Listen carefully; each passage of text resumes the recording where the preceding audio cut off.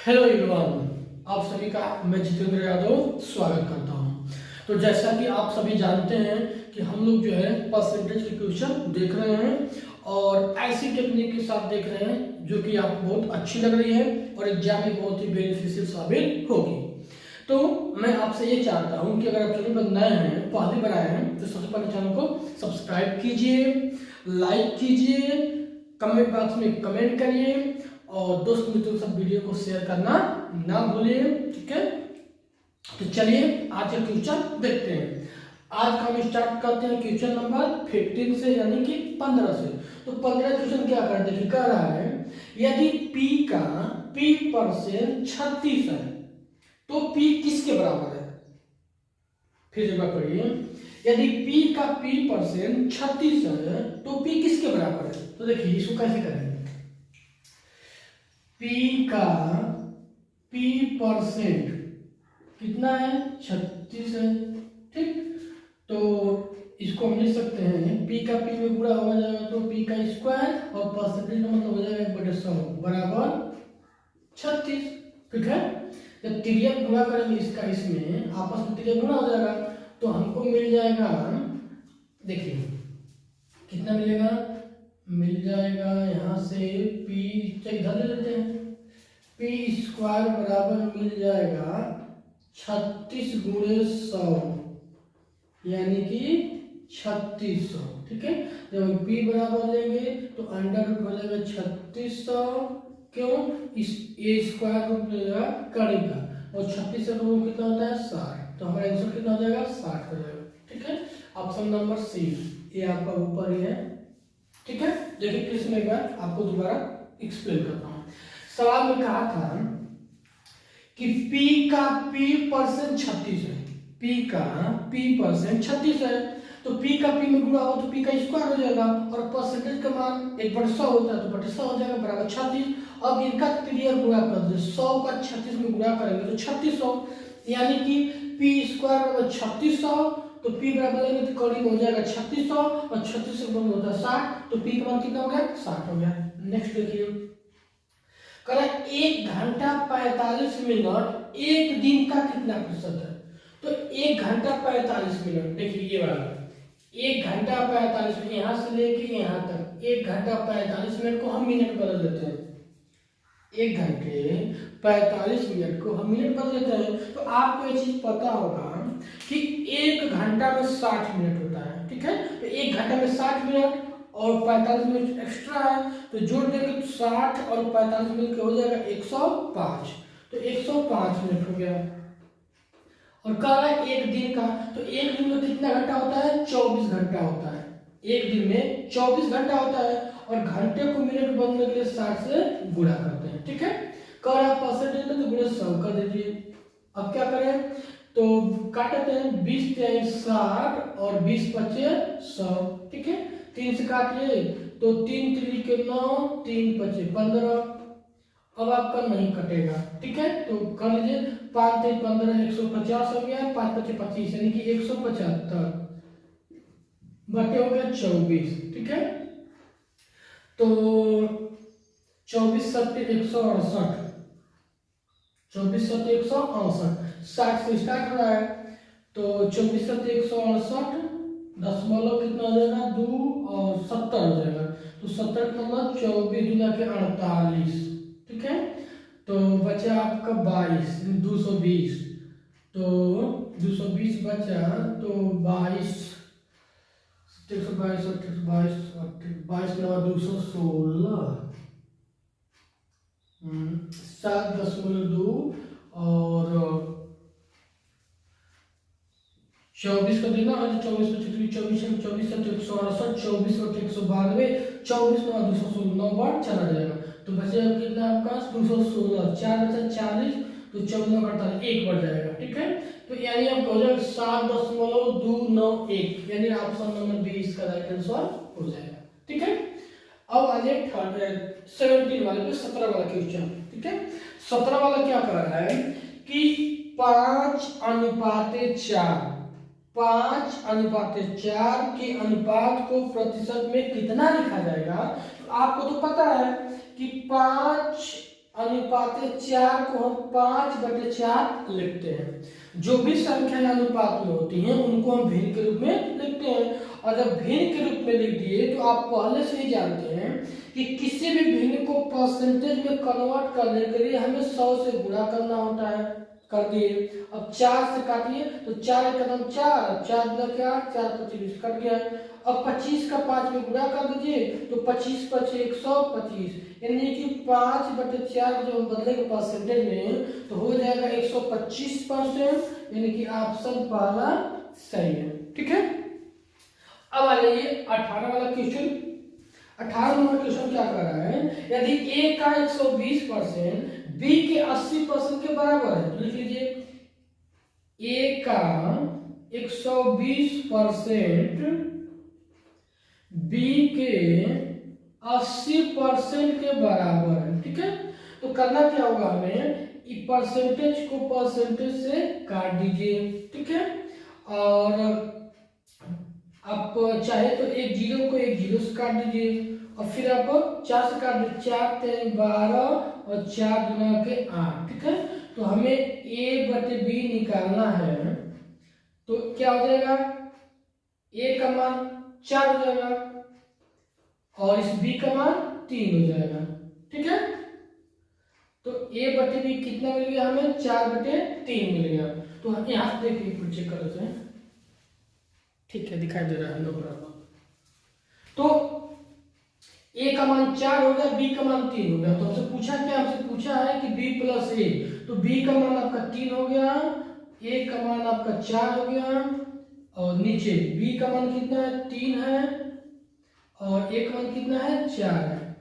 तो आप घटाएंगे तो 4 3 7 हो जाएगा और इधर हो जाएगा आपका 3 में से 4 हो जाएगा तो -1, या इसको कोई दिक्कत नहीं है, इसको हम माइनस से कोई मतलब नहीं है, माइनस रखी में भी तो कोई मतलब नहीं है। 7/-1 यानी कि -7 आ जाएगा। ठीक है।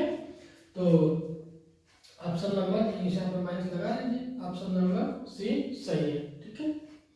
तो ये आपके जो है क्वेश्चन नंबर 15 हो गए, क्वेश्चन नंबर 16 हो गए, क्वेश्चन नंबर 17 हो गए, क्वेश्चन नंबर 18 हो गए। ठीक है। देखिए मैं आपसे एक बार फिर कहता हूं कि अगर सवाल समझ में आता है, सवाल अच्छे लेवल के आपको दिए गए हैं तो फिर आप लाइक सब्सक्राइब शेयर करने में कंजूसी ना करें। ठीक है। क्योंकि आपके लिए ही बनाया जा रहा है और आपके लिए ही फायदेमंद होगा। ठीक है। तो मैं आपसे एक बार फिर चाहता हूं कि अगर आप चैनल पे नए हैं, पहली बार चैनल पे आए हैं तो सबसे पहले चैनल को सब्सक्राइब कीजिए, अंगूठे वाले बटन को दबा के लाइक कीजिए, कमेंट बॉक्स में कमेंट करिएगा और दोस्तों के साथ वीडियो को शेयर करिएगा। तो चलते हैं और कुछ अच्छे लेवल के क्वेश्चन इससे आगे बढ़ते हैं और देखते हैं। तो take time and see next question.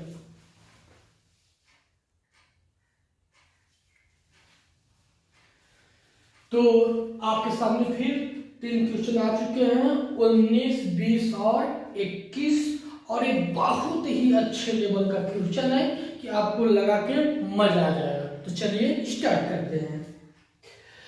क्या कह रहा है 19 नंबर का क्वेश्चन कि किसी संख्या के 60% में से, किसी संख्या के 60% में से 60 घटाने पर परिणाम 60 आता है। Very interesting question. किसी संख्या के 60% में से 60 घटाने पर परिणाम 60 आता है तो वह संख्या क्या है। देखिए कोई संख्या है, ठीक है, तो उस संख्या का 60% में से जब 60 घटाएंगे तो परिणाम जो है कि 60 आएगा। ठीक। तो 60% बराबर जब लेंगे तो यह 60 इधर पक्षांतर हो जाएगा तो 60 और 60 मिलकर 120 हो जाएगा। ठीक है। कल वह संख्या कितनी थी, तो वह संख्या शुरुआत में मैं आपको बता चुका हूं कि कोई भी संख्या शुरुआत में वास्तव में अपने 100% के बराबर होती है। ठीक है।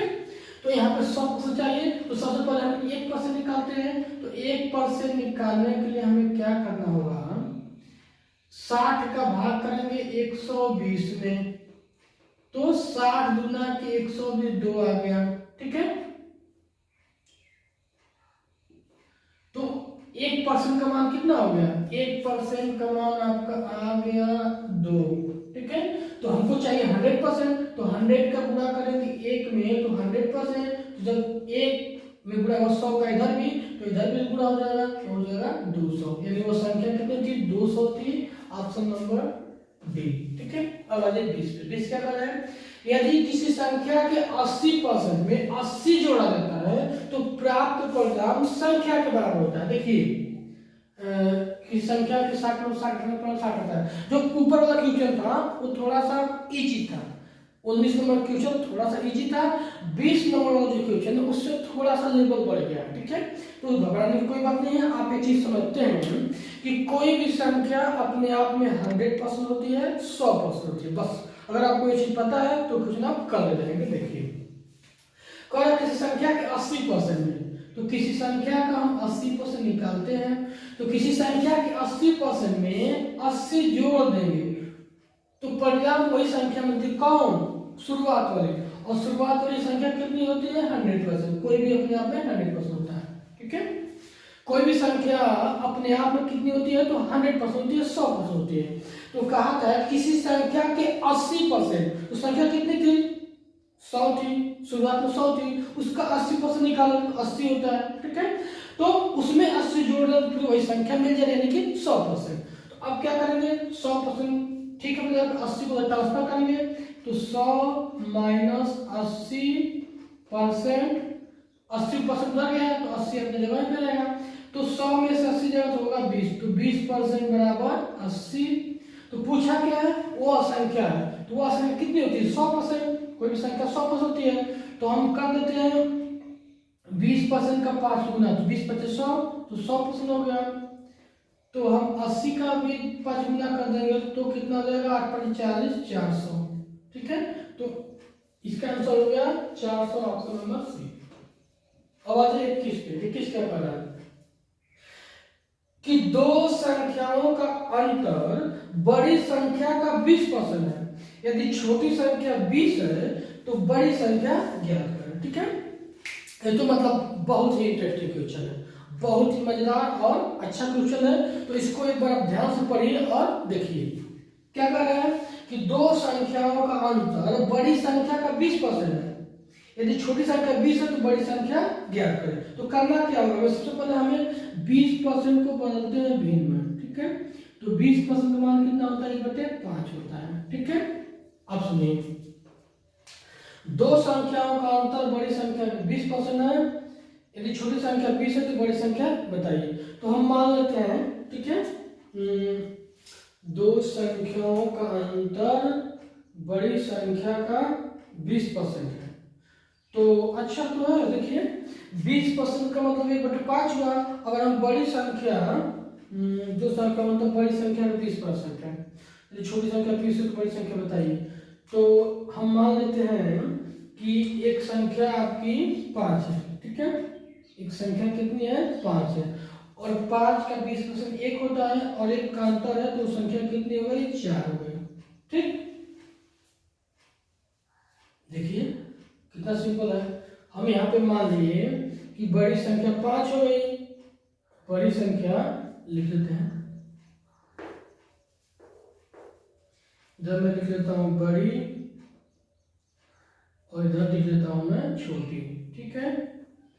तो यहाँ पे बड़ी हो गई आपकी 5, और 5 का 20% 1 होता है, और 1 का अंतर है, मतलब छोटी संख्या हो गई 4, ठीक है। ये बात समझ में आई।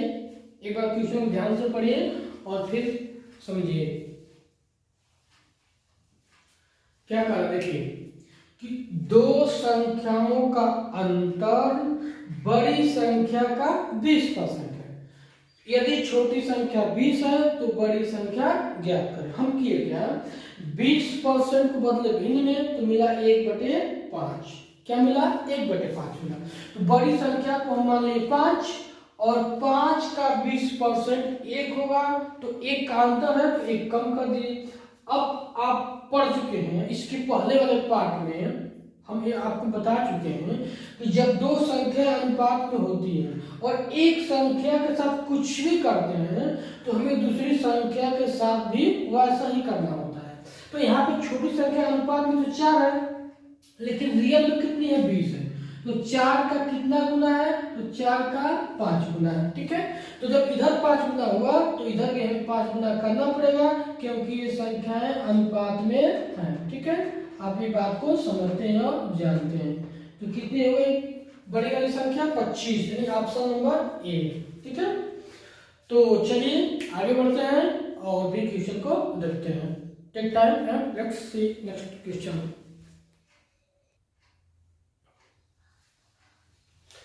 तो इस बार जो है question number 22, question number 23, question number 24। Question को सबसे पहले आप पढ़िए, रीड करिए, उसके बाद फिर इसको आप हल करिए। और ये इस वीडियो का लास्ट क्वेश्चन है, इसके बाद फिर हम लोग मिलेंगे नेक्स्ट वीडियो में। ठीक है, उससे पहले मैं आपसे चाहता हूं कि आप चैनल पर नए हैं, अभी तक आप चैनल को सब्सक्राइब नहीं किए हैं, लाइक नहीं किए हैं, तो सब्सक्राइब करिए, लाइक करिए, वीडियो को दोस्त मित्रों के साथ शेयर करिए और कमेंट बॉक्स में कमेंट जरूर करिए। तो चलिए चलते हैं और देखते हैं क्वेश्चन नंबर 22 क्या कह रहा है। एक व्यक्ति अपनी आय का 66.2% खर्च करके 1200 रुपये मासिक बचत करता है, तो उसका मासिक खर्च क्या है। ठीक है, तो सबसे पहले क्वेश्चन को पढ़िए, पढ़ चुके होंगे मुझे उम्मीद है। तो आप 66.2/3% जो दिया है, इसको आप भिन्न में बदलेंगे तो होगा 2/3, और ये आप जानते ही होंगे। ठीक है, अब इसमें समझिए करना क्या है। यहाँ पे जो ये 3 है, अब तक आप मेरे साथ पढ़ रहे हैं, जो बात समझ चुके होंगे, ये जो 3 है वह मूलमान होता है। जो 3 होता है वो क्या होता है, मूलमान होता है। तो कह रहा है कि 3 का 66.2/3% कितना होगा, तो 2 होगा। ठीक, अब यहाँ पे बात हो रही है आय की। ठीक है, यह हो गया आपका आय, यह हो गया आपका व्यय, और ये हो गया आपका बचत। ठीक है, यानी 3 रुपए पूर्व आमदनी है उसकी, 3 रुपए व्यक्ति कमा रहा है, महीने में कितना कमा रहा है, 3। ठीक है, तो एक व्यक्ति अपनी आय का 66.2% खर्च करता है, तो 3 का 66.2% 2 होगा, 2 खर्च कर देना, तो 3 कमा रहा है, 2 खर्च कर देना, तो बचत कितना करेगा, 1 का। ठीक है, ये बात समझ गए। 66.2/3% कमा कितना होता है, भिन्न में 2/3 होता है, यानी 3 उसकी पूरी कमाई है, और 3 का 66.2/3% 2 है, तो 2 का व्यय करता है, तो बचत कितना करेगा, 1 का। ठीक है, लेकिन सवाल में क्या कह रहा है कि वह 1 की बचत नहीं करता है, वो 1200 रुपये बचाता है। ठीक है, तो 1 का मान हो गया 1200। ठीक है, इनका अनुपात लेना चाहेंगे तो आप अनुपात भी ले सकते हैं। तो आप कह सकते हैं कि अनुपात में तो 1 बचा रहा है। ठीक है, अनुपात में तो 1 बचा रहा है, लेकिन वास्तव में 1200 बचा रहा है। तो पूछ क्या रहा है, उसकी मासिक खर्च क्या है, तो उसका मासिक खर्च 2 है, तो 1 का मान 1200, तो 2 का मान हो गया 2400। ठीक है, तो ऑप्शन नंबर बी। अब आ जाइए 23 पे, ये क्या कर रहा है, 2 संख्याओं में से बड़ी संख्या का 40% छोटी संख्या के 60% के बराबर है, यदि दोनों संख्याओं को 150 की बड़ी संख्या बताइए।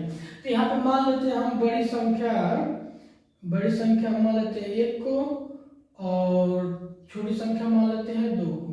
ठीक है, तो क्या कर रहा है, बड़ी संख्या का 40%, बड़ी संख्या का 40% छोटी संख्या के 60% के बराबर है।